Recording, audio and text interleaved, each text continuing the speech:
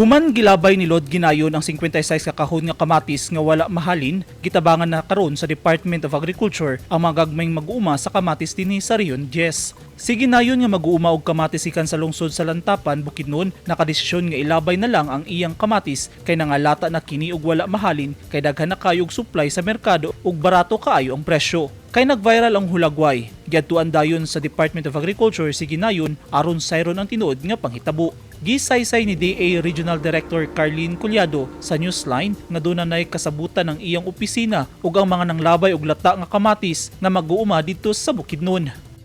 Yun nga, pinuntahan siya ng DA dito sa region kasama yung mga officers ng Lantapan Vegetable Farmers and tinanong anong nangyari, no? So yun yung niya na override yung kamatis niya.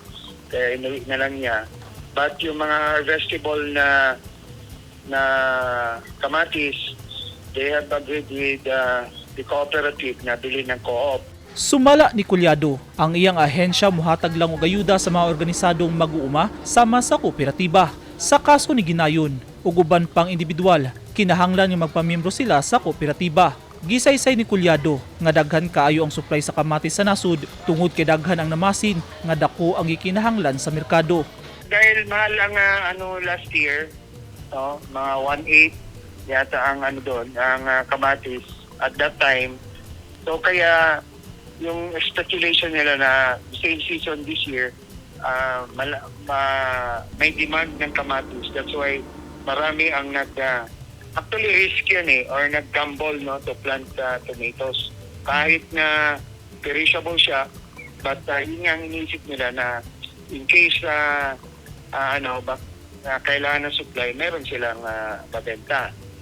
Magpamiyembro unta sa Lantapan Vegetable Farmers Multipurpose Cooperative si Ginayon ug uban pa niining kauban nga mag-uuma. Sa 56 ka kahon nga kamatis, mukita na unta si Ginayon og 16,800 pesos kay ang palit sa kamatis tag 300 pesos kada kahon.